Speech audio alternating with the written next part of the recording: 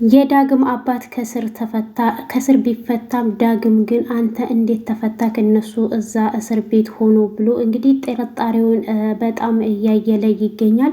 እሱም ደግሞ እኔ አባትክ በመፈታትክ ደስ አላለክም ወይ ብሎ ሲለውም አንድ የተደበቀ ነገር አለ፣ እውነቴን ነው የምልክ አባዬ፣ እሱን የደረስኩለታ ግን መቼም ፈጣሪ አይለመነኝ ብሎ ይለዋል። ማለት እኔ በህይወት መኖሬና መፈታቴ ያላስደሰተክም ብሎ ሲጠይቀውም እንደዛ እኔ ስንት ሰውን ሳስጨንቅ ራሴን ሳስጨንቅ ስንት ነገር አደጋ ለማድረስ ሳስብ የት ነበርክ ብሎ ሲለውም አባ እኔ ልጄ እኮ ሁሌም ከጎንህ ነበርኩኝ፣ የፊትህን የተከፋህበትን ያንን ቀናትን በሙሉ ሁሉንም ጊዜ ከጎንህ ነበርኩ ብሎ ይለዋል። ነገር ግን ዳግም እነሱ ካልወጡ እናትና አባቴ እነያ መልካም ሰዎች ናቸው፣ አንተ እነሱን ካላስፈታክ ብሎ ሲለው እሱ አሁን የተደላደለ ቦታ ፈልጎ እንዲከራይለት ነው የፈለገው። አንድ ትንሽዬ ክላስ ውስጥ ትኖራለህ እከራይልካለሁ ብሎ ሲለውም ለምን አንተ የወይዘሮ ዝናሽ ልጅ ሆነክ እንዴት እሷን ትንሽዬ ክላስ ትከራይልኛለህ ብሎ ሲለውም አሁን ላይ እኔ ገንዘብ የለኝም እያለው ይገኛል። ዳግም አባቱ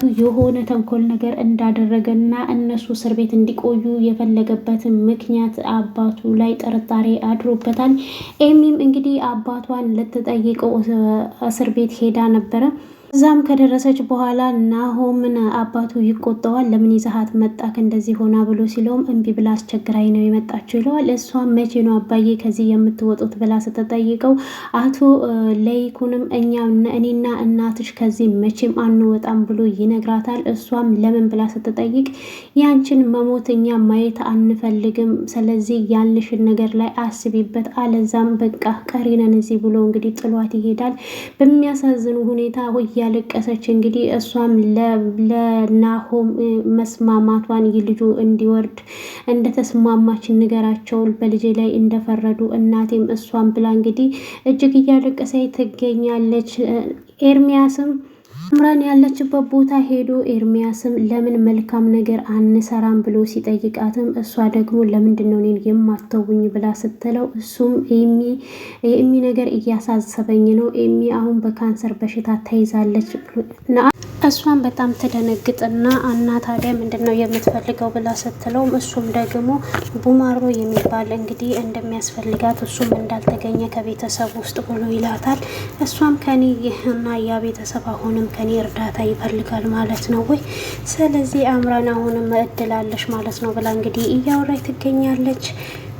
ወይዘሮ ዝናሽም ለናሆም የዛለታ የዳግም አባት ሊቀብሩት ሲሄዱ ሁለት ሰው እንደቀጠረችና አንደኛውን ብቻ እነሱ ማስከሬኑን መኪና ውስጥ ካስገቡ በኋላ እነሱ እንደየጠበቁ እያለ እንግዲህ እነሱ ማካፋና ዶማ ሊያመጡ ሄደው ሲመለሱ ግን ዘሪሁንን ብቻ ነው ተደናግጦ ያገኘችው። ከዛ ወዲህ በኋላ ጓደኛውን አላገኘችውም። ስትጠይቀውን ክፍለ ሀገር እንደሄደ ነው የነገራት። ስለዚህ ዘሪሁንን ነገር ደብቆኛል አግኝተህ እንድታመጣልኝ ብላ ትለከዋለች። ሰላም ጤና ይስጥልኝ ውድ የተከበራችሁ የቻናሌ ቤተሰቦች እንደምን ከረማችሁ። ተወዳጁ ኑሐሚን ድራማን ቀጣውን ክፍል ይዤላችሁ መጥቻለሁ። በትህትና እስከ መጨረሻው ተከታተሉኝ። ላይክ ሰብስክራይብ እያደረጋችሁ ቤተሰቡ ነው። ዳግምም ኤሚን እስካሁን እንዳኮረፍሽ ነው ወይ ብሎ ሲጠይቃትም እሷም ደግሞ አባትክ እኮ እናትና አባት ነው እየገደለብኝ ብላ ስትለውም እና ቤቱ ጠብቅ ነው ወይስ አንተ ከዚህ ወጣኸው ብላ ስትለውም እሱም በወቅቱ ስለተናደድኩ ነው አሁን ይቅርታ አድርጊልኝ ብሎ ይላታል። እሷ ደግሞ ኢዳጊ እኔ እኮ ትቼዋለሁ ግን በጊዜው በወቅቱ በጣም ስለተናደድኩ ነው እንጂ ይቅርታ አድርጊልሃለሁ ብላ ትለዋለች። እና ከልብሽ ነው ወይ ብሎ ሲላትም እንዲህ ወንድሜ እኮ ነህ ብላ ትለዋለች። እሱ ደግሞ መቼም አላምንሽም፣ አሁንም አልተቀየርሽም፣ ምክንያቱም አሁንም በሞትም እንኳን ደስተኛ ነሽ ብሎ ይላታል። እሷም ደግሞ ይቅርታ እግርክ ላይ ወድቄ ልጠይቅ ቆይ ብላ ትለዋለች። እሱም ማረስ ቀልድሽ ነው አንቺ በእኔ እንደማትቀልጂ እና ከልብሽ እንደሆነ ገብቶኛል ብሎ ይላታል። እንግዲህ እሷም ይቅርታ አድርጋለታለች። ከእሷ ጋርም ደስ በሚል ሁኔታ እየተጫወቱ ይገኛሉ። ኑሐሚንም ትመጣና እኔ ለእናንተ ምግብ እያዘጋጀሁኝ እናንተ እዚህ ቁጭ ብላችኋል እንዲህ ብላ ትላችኋለች። የኤሚ ፊት ስታየው ኤሚ በጣም ተረብሻለች እና ምን ሆነሽ ነው ብላ ስትጠይቃትም በዚህ ሰዓት አባዬና እማዬ ከጎኔ ቢሆኑ ኖሮ ደስ ይለኝ ነበረ ብላ ትላለች። ኑሐሚንም ደግሞ እነሱ እኮ ተጠረጠሩ እንጂ እኮ ገዳይ ናቸው አልተባሉም። ስለዚህ ለምንድን ነው የምታስቢው? መጀመሪያ አንቺ ደግሞ ክትትል የሚያስፈልግሽ በሽታ እንዳለብሽ እንዳትረሺ ብላ ትላታለች። ትላታለች። ኤሚም ቆይ እናንተ ለምንድን ነው እናትና አባቴን ሄጄ እንዳለ የምትከለክሉኝ ብላ ስትልም ኑሐሚንም ይሄ አይሆንም፣ ስለዚህ አንቺ ራስሽን ማስታመምና ከራስሽ ጋር መሆን አለብሽ፣ እነሱም አሁን ላይ እየተጨነቁ ያሉት ስላንቺ ነው ብላ ትላታለች። ለምን ምክንያቱስ ብላ ስትልም ዳግም ደግሞ እነሱ ወላጅ ስለሆኑ ብሎ ይላታል። አንቺን ሲያያቸው እኛም እንኳን እነሱ እኛም ራሱ እየታመምን ነው ብሎ ይላታል። ኑሐሚንም ዛሬ ሐኪም ቤት ክትትል እንዳለሽ ረስተሹ ነው እንዲህ ብላ ስትላትም ኤሚም እንደውም ጥሩ ነው፣ ከዛ መልስ ደግሞ እናትና አባቴ ጋር በዛው ይሄዳለው ብላ ትላለች። ዳግምም ደግሞ አሁን አንቺ የኛ አላፊ ነሽ፣ ስለዚህ ስለ ጽንሱ እናውራ ብሎ ሲጠይቃትም ያ ነገር እየተዘጋ ፋይል ነው፣ ምንም ነገር የሚነሳም የሚወራም የለም ብላ ስትልም እሷም ኑሐሚንም ምን ማለትሽ ነው ይሄንን የምትይው? ዶክተሩ በቅርብ ሕክምና እንድታደርግ ነግሮሽ የለም ወይ ብላ ስትላትም እሷ ደግሞ ምንም አይነት ሕክምና አላደርግም ልጄን ሳልወልድ ብላ ጥላቸው ትሄዳለች። እሷን ስትጠራትም ምንም መልስ አልመለሰችላትም። ዳግም ደግሞ ታያት ስለ ልጇ እኮ አሳስቧት ነው ብሎ ሲልም አንተ ደግሞ ምንድን ነው የምትለው እኛ ስለ ልጇ አያሳስበንም ወይ ብላ ስትለውም እሱም ደግሞ ልክ ነሽ፣ ሁሉንም ሰው ያሳስባል፣ ግን ፍጥረት በሙሉ የሚያስብበት እና የሚጨነቅበት ጉዳይ ነው ብሎ ይመልስላታል። እሷ ደግሞ ይልቅ አሁን እኛ ተስማምተን እሷን ብናሳምናትና ወደ ሕክምናዋ ብትገባ ነው የሚሻለው፣ ካልሆነ ግን ሁላችንም ጸጸት ላይ ነው የምንወድቀው፣ ገባክ አይደለም ወይ ብላ በጣም ተናዳ እሱንም ጥላው ትሄዳለች። ኑሐሚንም ናሆምም ዘሪሁን ቤት ሄዶ ዘሪሁንን ያገኘዋል። እሱም ደግሞ ማልበል ብሎ ሲለውም የወይዘሮ ዝናሽ ልጅ ነኝ ብሎ ሲለውም እሱም በጣም ይደነግጥና የሆነ ነገር አለ ብሎ ይላል። ምንድን ነው የዝናሽን ስም ስትሰማ ደነገጥክ ብሎ ይለዋል። እኔ ስለዛች መልካም ሴት ስም ቢነሳ ለምን ደነግጣለሁ ብሎ ይለዋል። እናም ምንድን ነው ልገኪ የመጣከው ብሎ ሲለውም እሱም ደግሞ ስለዛች ምሽት ልናወራ ነው፣ እናም ልጠይቅህ ነው የመጣሁት ብሎ ይለዋል። እናም ስለምትኩ ልጠይቅህ ነበረ የመጣሁት እማዬ ከዚህ በፊት አንተ ጋር መታ ስትጠይቅህ ምትኩ ክፍለ ሀገር እንደሄደ ነበረ የነገርካት። ናሆምም እርግጠኛ ነህ ወይ ብሎ ሲጠይቀውም እሱም ምነው እርግጠኛ እንዳልሆንክ በምን አወክ ብሎ ሲለውም እሱም ያው ሁኔታህን አጽንቼ ልበልክ ወይ ብሎ ይለዋል። እሱም ቆይ አንተ ማነክ ብሎ ሲጠይቀው እሱም ስለተጠራጠረው ቆይ አንተ ማነክ ብሎ ሲጠይቀው በድጋሚም እሱም እኔ ወይዘሮ ዝናሽ ልጅ ነኝ ስልክ አላመንከኝም ወይ ስለዚህ ብሎ እንግዲህ መታወቂያውን ሊያወጣ ሲል እጁን ይይዘዋል። ምን ሆነህ ነው ለምንድን ነው የምትይዘኝ ብሎ ሲለው እኔ እኮ ስላላመንከኝ ብቻ መታወቂያ ላሳይክ ነው። ስለዚህ እዚህ መታወቂያ ላይ የአባቴን ስም ካወቀው የአባቴ ስምም አለ፣ የአደጋ ጊዜ ተጠሪም ይሄው ወይዘሮ ዝናሽ ናት ስሙ ላይ ያለው ብሎ ይለዋል። ተሰማም አቶ ላይኩንን ሊጠይቀው እስር ቤት ሄዶ ነበረና ምንድን ነው ብሎ ሲለውም በእርግጥ ይቅርታ ይሄንን አንተ መደበቅ አልፈለኩም ነበር፣ ግን ትጨነቃለህ ብዬ ስላሰብኩ ነው ብሎ ይለዋል። እኔ አንተን አምንካለሁ እንደዚህ አይነት ነገር እንደማታደርግ ብሎ ይመልስለታል። እናም ቆይ አንተ ነገርና እንዴት ሆነ? በእርግጥ እዚህ ብዙ ጊዜ እንደማትቆዩ አውቃለሁ ብሎ ሲለውም አላውቅም፣ ነገ ግን ፍርድ ቤት እንቀርባለን ብሎ ይለዋል። እንዴት ቆይ እና ምንድን የሚፈጠረው ብሎ ሲለውም አንድ ያንን እኛ የማንነቱ የማይታወቅ አስከሬን ስንቀብር ቪዲዮ ተቀርቶ ነበረ ብሎ ይሏል። ቆይ ይሄ እንዴት ማን ነው ቪዲዮን የቀረጸው ብሎ ሲጠይቀው አቶ ላይኩንም ደግሞ እሱን ባልነግርህ ይሻልካል ብሎ ይለውና እናም እሱ ነው ወይ የሚገርመው ከመርማሪ ፖሊስ እጅም ህገት ደርሷል ቪዲዮ ብሎ ይለዋል። እና ለማንኛውም የኤሚን ነገር ለአንተ አደራ ሰጥቻለሁ ብሎ ሲለው ስለሷ አታስብ፣ የምርመራ ውጤቱም ዛሬ ነው የሚደርሰው ብሎኛል ዶክተሩ። እናም የኔ ማች ባያደርግ የገነት ማች ያደርጋል፣ ስለ ኤሚ አታስብ ብሎ ይለዋል። እንግዲህ እሷ እኮ ስለ ጽንሱ ስንጠይቃት ችክ ብላለች እና ምን ማድረግ እንዳለብኝ አላውቅም ብሎ ሲለው ስለሱም ነገር ሁሉንም ነገር ስለ ኤሚ ስለ ለኔቶ ብሎ እንግዲህ ይለዋል። ኤሚን እናሳምናታለን ብሎ ሲለው እሱ ደስ ይለውና እንግዲህ ይለያያሉ። ናሆምም ለዘሪሁን ወይዘሮ ዝናሽ እንደታሰረች ሲነግረው እሱ በጣም ይደነግጣል። እኔ ወይዘሮ ዝናሽ ምንም እንድትሆን አልፈልግም ብሎ ይለዋል። ከእሷ ጋር እንዲ ነው የተዋወቀው ብሎ ሲለውም ከእሷ ጋር የተዋወቅ ነው እዚህ ድድ ማስጫው ላይ ነው። እሷ ብዙ ነገር አድርጋልናለች። በጣም መልካም ሰው ናት። ኢቨን እንኳን የኮሌጅ ትምህርቴን እንድቀጥል እያደረገችኝ እሷ ናት። ለጓደኛዬም ደግሞ የስራ ማስኪያጃ ብላ ብር ሰጥተዋለች እና ሰዎች በጠሉንና በገፉን ሰዓት እሷ ግን ሁሌ በመኪናዋ ስታልፍ ለእኛ ብዙ ነገሮችን ገንዘብ ትሰጠንም ታደርግልንም ነበረ ብሎ ሲለውም ናሆምም እናቴ ይህን አታደርግም አለለም፣ እናቴ በጣም መልካም ናት ብሎ ይለዋል። እና እሺ ጓደኛ የት ነው ብሎ ሲጠይቀውም አንዳንድ ጊዜ አጎቱ ጋር ሐዋሳ ይሄዳል። ነገር ግን ደግሞ አሁን ላይ የት እንዳለ አላውቅም፣ ስልክም አያነሳልኝም፣ ስልክም አይጠራም ብሎ ሲለውም ግን ይሄንን ነገር ለእናቴ ነግረሃት ነበር እንዴ ብሎ ሲለውም ይሄንን ነገር አልነገርኳትም ብሎ ይለዋል። እና ግን ቆይ አንተ ጥያቄ ከእንደ ፖሊስ ምርመራ እየሆንክብኝ ነው ብሎ ሲለውም እኔ እኮ ወይዘሮ ዝናሽ ልጅ እንደሆንኩኝ ነገርኩ። ቆይ እስኪ የዛለ ምንድን ነው የተፈጠረው ብሎ ሲለውም የዛለታ የሆነ ትልቁ ወንጀል ልንሰራ ነበረ ብሎ ሲለው ስለ ዳግም አባት መሞት ነው ወይ ብለ ሲለው እኔ አሁን ስለጠራከው ስለ ሲምባ የሚባል ነገር አላውቅም፣ ምንም ነገር አላውቅም ብሎ ይለዋል። እንግዲህ እኔ እሷን ብቻ ነው የማውቀው፣ ስለ ቤተሰብ ምን የማውቀው ነገር የለም ብሎ ይለዋል። እንግዲህ ቃዩን ከእሷ ጋር እናወራለን ከእናት ጋር ብሎ ሲለውም እሱም አዎ ይዘኸውና ብላኛለች በቃ ብሎ እንግዲህ ተስማምተው እሱም ወይዘሮ ዝናሽን ሊያገኛት ይሄዳል። ዳግም አባቱ ተፈቷል። አባቱ በመፈታቱ ግን በፍጹም ደስተኛ አይደለም። እንዴት ነው አንተ እየተፈታከው እነሱ እዛ ታስረው ብሎ ሲለውም አንተ ቆይ እኔ መፈታቴን ለምንድን ነው ደስተኛ እያልሆንከው ሞቼ በሆኑስ ኖሮ ብሎ ሲለውም አሁን አንተ በመምጣት ደስ ብሎኛል፣ ነገር ግን ደግሞ እነሱ ካልተፈቱ በፍጹም እኔ ደስተኛም ልሆንም አልችልም። ግን የተፈጠረውን ነገር በትክክል የዛን ቀለታ ብትነግረኝ ብሎ ሲለውም እሱ ደግሞ ምንም ነገር የማውቀው ነገር የለም ነገርኩህ ውጪ ምንም አይነት አዲስ ነገር እሰማለሁ ብለህ እንዳታስብ ብሎ ይለዋል።